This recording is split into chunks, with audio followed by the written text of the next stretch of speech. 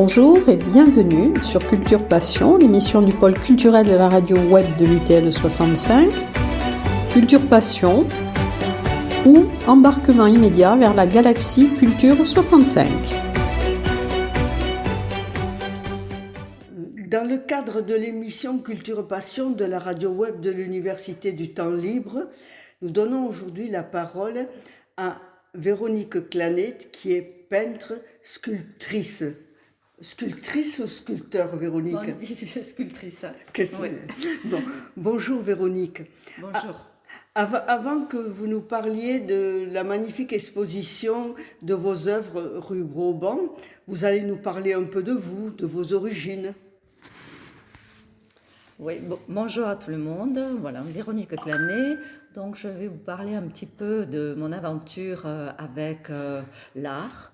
J'ai commencé très jeune, c'est-à-dire enfant, et ensuite j'ai rencontré des personnes qui m'ont accompagnée dans cette aventure, et j'ai croisé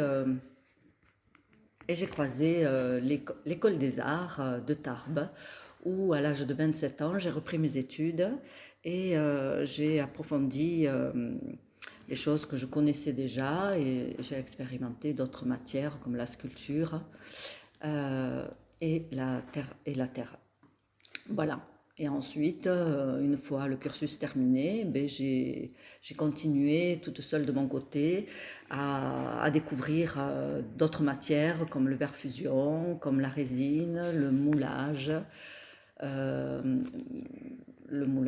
et le bronze aussi. Oui, vous avez aussi créé, dès le début, une association destinée à enseigner les arts plastiques aux jeunes et aux moins jeunes. Oui, ça? Voilà. Donc ça, c'est à la sortie de l'école des arts de Tarbes, où finalement j'ai ouvert une association où j'ai eu pas mal d'élèves, plus d'une centaine d'élèves que j'ai accompagnés dans leurs projets. Ainsi que des adolescents par rapport à la terminale, aux options arts plastiques. Donc c'était beaucoup de travail à ce moment-là, mais tellement plaisant. Oui, voilà. Alors, vous allez maintenant nous parler de votre démarche artistique, de votre inspiration. Alors, ma démarche artistique aujourd'hui, si vous voulez, elle est basée sur le plaisir, la joie, le sourire, la bienveillance et tout ce qui va être positif.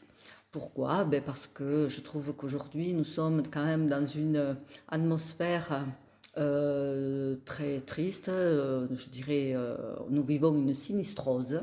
Donc, je suis là aussi pour apporter du bien-être, de la joie et du pétillant aux personnes qui poseront le regard sur mes œuvres. Oui, mais à l'origine, il y a Modigliani quand même. Bien sûr. Alors, c'est vrai, j'avais oublié, c'est essentiel. Modigliani a fait partie quand même du départ des Pétillantes, parce que les sculptures et les œuvres, les peintures que vous allez voir rue Broban, effectivement, je les appelle les Pétillantes, et elles sont issues quand même d'une forte inspiration de l'artiste Modigliani.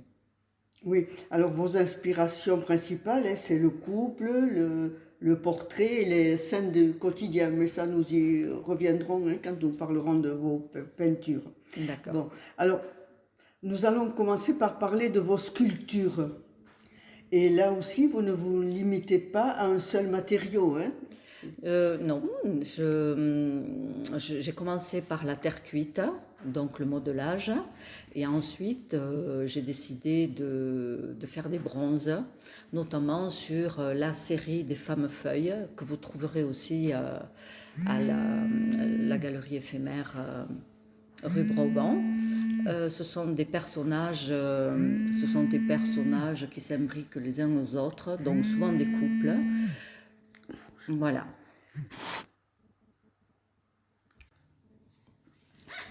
Bon, alors après les fameux feuilles.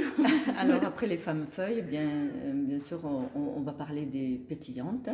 Alors les pétillantes, vous les retrouverez soit en terre cuite ou soit en résine numérotée en 8, ou alors en résine, mais pièce unique, c'est-à-dire des monumentales aussi, de 1,70 m qui sont vraiment des pièces uniques. Voilà. Elles sont très colorées, hein? Essentiellement, oui. Après, on va en retrouver quelques-unes monochromes quand même, mais la couleur, pour moi, est essentielle. Imaginez-vous quand même une vie sans couleur. Je ne sais pas comment on ferait pour vivre, hein, quand même. Oui. Mais alors, vos pétillantes sont très élégantes. Oui, alors elles sont élégantes, coquettes, amusantes, ingénues. Enfin, vous verrez au travers de leur regard, vous découvrirez plein de choses. En tout cas, elles ont beaucoup d'espoir et elles ont le regard ouvert vers le monde, des grands yeux ouverts vers le monde. Oui, alors, très tôt, vos sculptures ont retenu l'attention puisque elles ont été exposées place des Vosges, hein, dans une Oui. galerie. Oui, elles ont été exposées à la place des Vosges à la galerie Vivendi. C'était essentiellement des bronzes à ce moment-là. C'est ce que je faisais le plus. Et voilà, donc là aussi, c'était quand même une aventure extraordinaire. Et ensuite, il y a eu d'autres galeries qui ont suivi Oui, à dans Nancy, à Nancy. et au Portugal aussi. Voilà, au Portugal. Donc, je ne suis pas mécontente du parcours qu'elles me font vivre et que nous vivons ensemble, bien évidemment. Bon, si vous voulez, nous allons parler des peintures, hein, de vos peintures, hein. D'abord, la technique. Alors, sur les peintures, vous allez découvrir deux sortes de techniques, hein.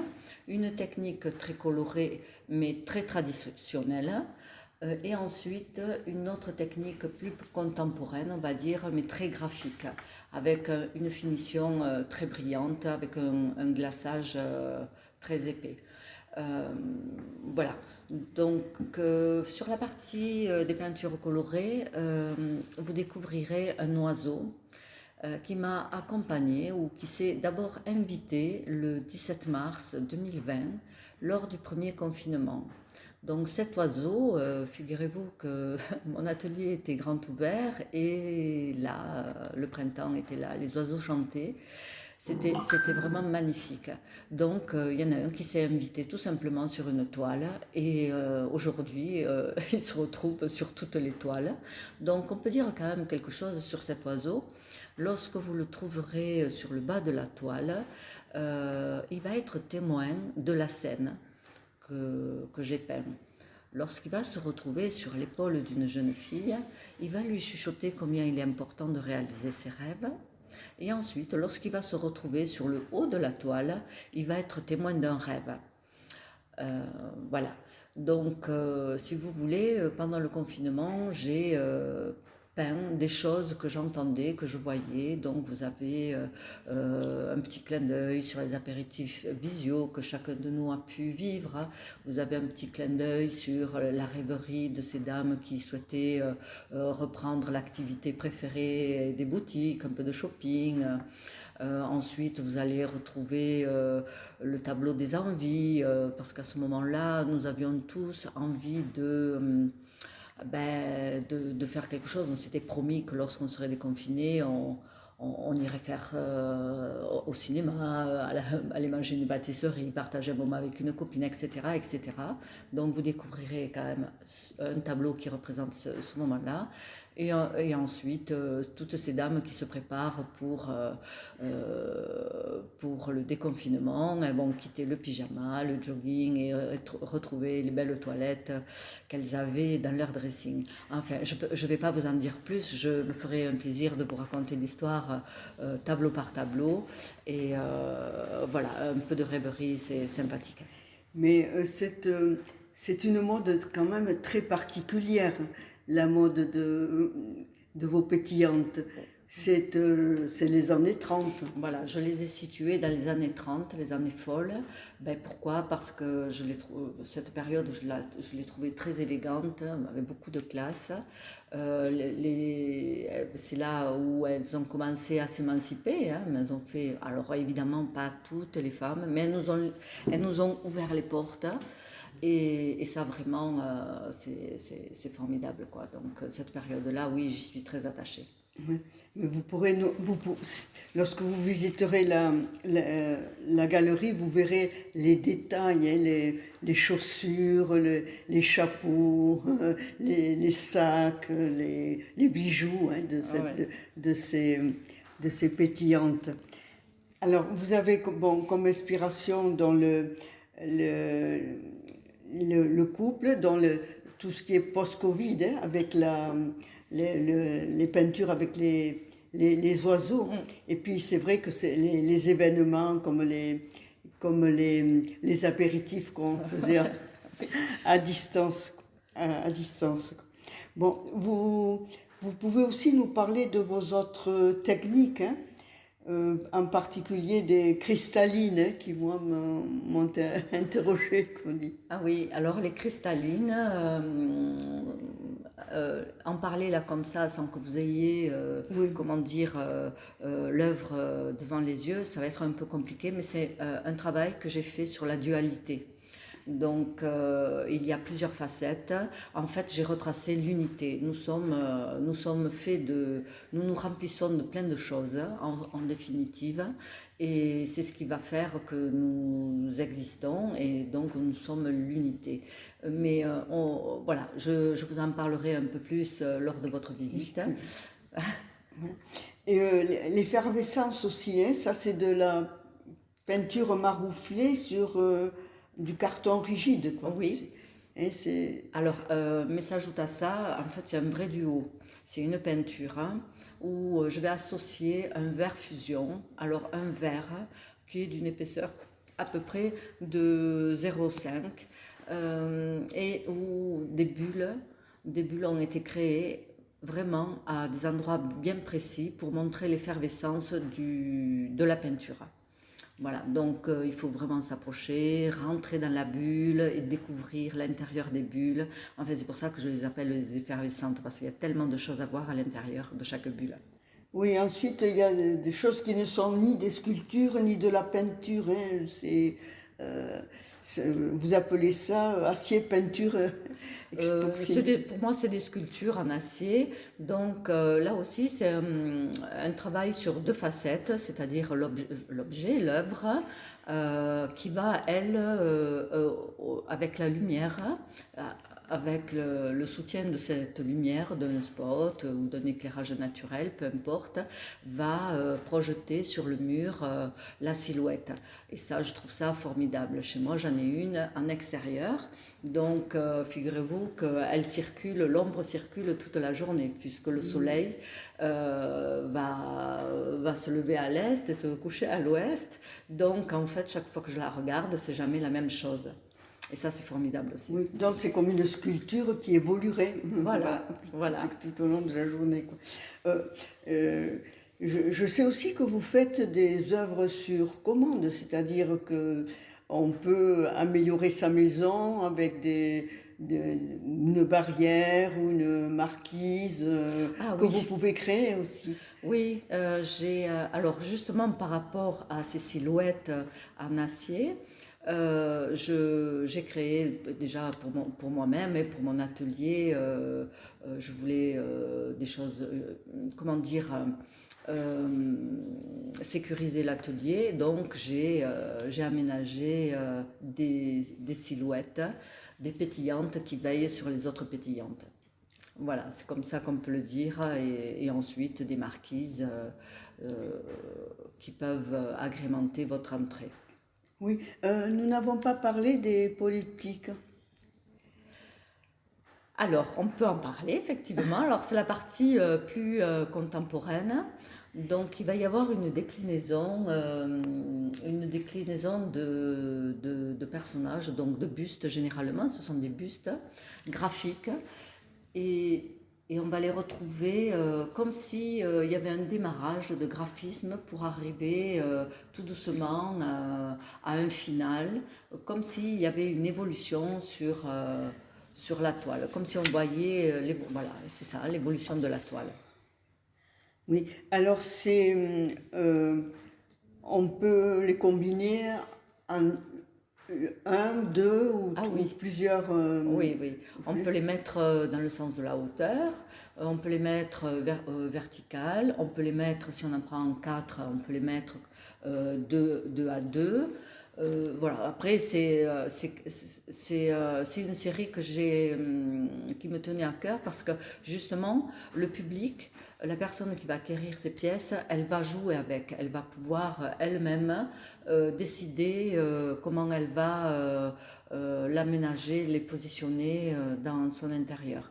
C'est aussi donner, voilà, Oui, une liberté la liberté à l'acquéreur de jouer avec. de vraiment s'emparer de votre peinture. Voilà. Quoi.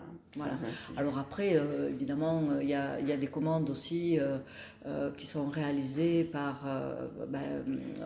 deux, c'est-à-dire la personne qui demande quelque chose de bien spécifique. Et là, c'est encore plus intéressant parce qu'on est deux. Je ne suis plus toute seule. On est deux à partager cette créativité. Oui, il y a des échanges entre le créateur et le Ouais. demandeur en quelque Oui, sorte. oui, oui. Et ça, c'est formidable. Alors, ce qui m'a surpris aussi, c'est que dans l'endroit où vous exposez, il y a des objets, hein, il y a des bijoux, il y a il y a des habits, il y a des chaussures, il y a des valises. Oui, j'ai fait des mises en scène. Alors, il y a, alors pas pour tous les tableaux, mais pour quelques tableaux, vous découvrirez une mise en scène comme si des objets du tableau étaient sortis et venaient vous accueillir et vous expliquer un petit peu ce qui s'est passé sur la toile. Voilà, je voulais pas une exposition conventionnelle où tout est posé, figé, tout au cordeau. J'avais envie de m'amuser et de vous amuser, bien sûr. Oui, et de donner de la vie à cette Oui, exposition. voilà, de donner de la vie, exactement. Bon, je ne sais pas si vous avez des choses à ajouter. Je crois que vous n'avez pas dit quand même que vous étiez membre de la fondation Taylor, non? Oui, oui. Ah, ça, c'est des choses que j'oublie. Oui, donc je suis membre de la Fondation Taylor. J'ai été sélectionnée. J'en suis ravie parce que bon, c'est quand même une marque importante dans notre milieu lorsqu'on est dans cette fondation. Voilà, Oui, c'est une reconnaissance. Voilà, c'est une reconnaissance. Bon, si vous voulez, on peut conclure. Oui, si vous Voilà. voulez. Alors, merci Véronique pour ce moment très riche passé en votre compagnie. Vous avez voulu, par vos œuvres, et là je vais vous citer, amener le spectateur à sourire, à respirer la bonne humeur et trouver l'apaisement devant mes œuvres comme je le fais devant leur création. J'encourage vivement les auditeurs de la radio web à rendre visite à Véronique Clanet qui expose aux 4 rue Broban jusqu'à la fin décembre. Je suppose. Voilà, jusqu'au 29-30. Je vais Voilà. voir parce que j'ai envie de réveillonner aussi. Merci Véronique. Merci à vous.